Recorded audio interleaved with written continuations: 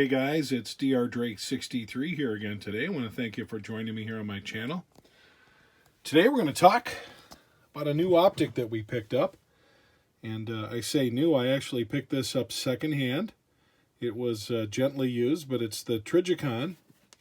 It is specific model 3x30 ACOG compact scope. So it's a little bit smaller than the bigger ones. This one, the nomenclature is TR33-C 40135, and I'm going to get into that in a minute. But we briefly reviewed this yesterday in terms of just saying, hey, we're going to pop this on this rifle. But today we're going to get down and dirty talking about more specifics with it, and most importantly, how did this thing function at the range? Just want to talk about it a little bit, though. What this particular optic is, it is what's called a dual illuminated receptacle. What that means is there's this typical fiber optic sight that picks up any and all light that's available to provide illumination, and in addition to that, there's a tritium lamp inside. It's good for 15 years. So between those two things, you get an idea of kind of the redundancy you can get, and you're seeing a little bit what that chevron looks like. It's going to be really hard to pick up with this camera, but I will show you a graphic where you can see how clear it looks and so forth and so on. But very, very pleased with this optic. If you're going to buy this brand new, I've seen them at different prices without this detachable mount. Quick release mount, going from anywhere from the mid 900s up to $1,100. Okay, and this particular mount itself, I priced out between $130 and $150, and I was able to get this for significantly less altogether.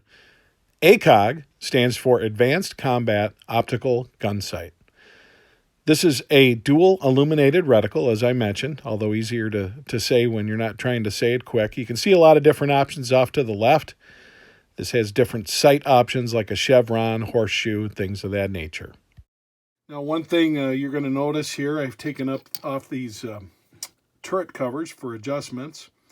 And one thing that you're going to see when I went to the range, when I did my initial sighting in, I was running off that one click was a quarter MOA, and so my adjustments were off by a factor of 2, but they were perfect. Once I figured that out, we were able to dial this down.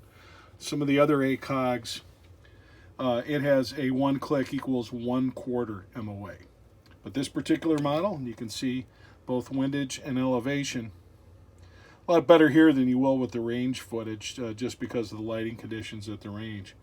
But this is a very nice unit. It is made in the United States of America. It is definitely of the law enforcement and military grade. Been tested like crazy, and can withstand tremendous abuse, which I don't plan to give it. Now you can see here with the quick release base, this is coming in at 10.6 ounces. It's advertised at, I believe, 7.7, so you're looking at about 3 ounces just for this quick release sight. But as you'll see when we get to shooting and how it holds zero and things of that nature, taking it on and off, it's well worth the wait. So all in all, less than a pound. Yes, you can get lighter sights for things like this, but something that does what this does, which is provide very, very clear glass, a very nice illuminated. Like I said, it's dual illuminated, so you've got two different redundancies there to make sure you're getting something. But this right here is well worth the wait. But you can get scope covers for this. This is a 30 millimeter, so you can pretty much put any 30 millimeter lens cap cover on there you want, or kill flash or something like that. I don't bother with that stuff. But overall, very pleased with this. and we're going to spend some time talking about it in terms of range and so forth and so on. One of the things that was kind of an aha for me, this by no means is a low cost budget build. This spikes with some BCM trimmings by any stretch. However, compared to the Recce 14 complete rifle from BCM, which you have seen reviewed and talked about a number of times on this channel, this is a more accurate platform. And I would suffice to say pretty much substantially more accurate platform from what I've seen so far. Just more consistently hold zero, things like that, which I wouldn't have expected with this type of sight, non-free float type of scenario. But this is a very accurate barrel. Very pleased with that, especially for a chrome-lined affair. This is your chevron, and the tip of that arrow is where you should be zeroed at 100 meters. 4 right there, that's your holdover. If you want to shoot out at 400 meters, you'd line that crosshair next to the 4 up right on that. And then you see the different distances here. It's recommended that if you're using a 25 yard or close to 25 meter range, hold over at 300. And so you would put the top of this line in the center of your target, and that's what we're going to do. Now, one thing you want to be cognizant of, the best way to use this optic is to keep both eyes open. So you don't want to close your left eye if you're right-handed like me looking through your right eye. You want to keep both eyes open. It really isn't that hard to get used to. I'm used to using both eyes open with a red dot. This with a little bit of magnification, you know, it's fixed at 3 times, but it's really not hard to do. And you definitely don't want to keep that left eye closed when you're doing this shooting. But outside of that adjustment, just very easy to line up, especially with the type of target I had. As you can see, that top of that chevron is going to be real easy to match up. We started off to the left. I over-adjusted, as I talked about early, so we went equal distance to the right. But once we figured that out, boom, we were dead center, exactly where we wanted to be.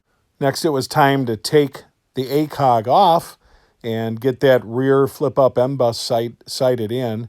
And that's what we did next. And actually, as you can see from the results here, you know, we started off to the left, had to make some adjustments, cranking that rear sight to the right. But once we got it correct, that was also correct. Again, that was out at 25 yards. And you can see, you know, are we getting as good a tight grouping with no magnification open sights as we are with the ACOG? No, we're not. But we have good backup sight lineage, and that's what we're looking for. So we popped that ACOG back on, and you can see we got a good group. It seemed a little bit off to the left, though, so I got the block out and shot from a rested position, and actually, no, we did not lose our zero at all, which I was very pleased to see. And once again, we shot from the standing position, again at this mini target out at 25 yards, and looks good. By the way, I was using these 3-inch birchwood cases. These are decals that, like I said, are 3-inch. And typically what I'll do when I go to the range is I'll buy one of their larger targets. And then for a very low cost, I'll just stick these guys on and work on aiming small. But one thing to keep in mind, if you're shooting at 25 yards like I did today, this 3-inch target is like shooting at a 12-inch target at 100 yards. To put that in perspective, this square you see is 12-inch target at 100 yards. So you kind of get an idea what we'd be doing in terms of groupings and things like that. But I'm a big believer in aim small, shoot small. This is a relatively inexpensive way to go. If you can pick these up, I think these are great. Just a few final thoughts about this ACOG. First of all, the question will come up, does this front fixed sight post get in the way? In other words, do you see it when you're lined up shooting through this? And the answer is no, you do not. It doesn't appear at all, and that's pretty much the case with any kind of magnified scope. You're just not going to see that front sight post when you are doing proper eye relief and things like that. So not a problem at all. And of course, it's obviously handy to have when you do have the need to use the flip-up sight in the back. Question will come up, hey, this is an awful lot of money. What does this do that some of the cheaper stuff doesn't do? And the answer is kind of two or threefold. Number one, the glass on this is just the absolute cleanest and clearest glass you're going to find. Trijicon's always been known for that. Second of all, these things are indestructible, folks. I mean, these go through rigorous testing, and these designs are made for the harshest conditions. So, you know, it's completely waterproof. These things are made for the most intense workout that any of us are going to give them, and that's a real big deal. And the quality of what you have is there. So, you know, a lot of guys are sporting rifles that cost less, sometimes significantly less than this kind of optic, and they're using stuff like you know, Vortex or whatever. And you actually could go back and see one of my videos where I kind of knock Vortex. I've had some bad luck with that, but I think if you want to spend under $200 on an optic, you're probably not going to be happy with the result if you do much shooting at all. But I've had good luck with the aim points. I've had good luck with the Trijicons, and I think it's just a matter of how much do you want to invest in your rifle. I'd suggest to anybody that likes to have multiple guns, don't get one of the extra guns and spend that money on a good quality optic. And this is as good as any, in my opinion. And I'm not going to lie to you, it needs to go through the trials with me. I need to use it for a lot of rounds and a lot of conditions. Need to tell you how it works coyote hunting and things of that nature. So I don't want to tell you this is the best optic ever because I just got it. But so far, really, really impressed. And I'll keep you guys posted. This is TR33 saying thanks for watching. Look forward to seeing you next time.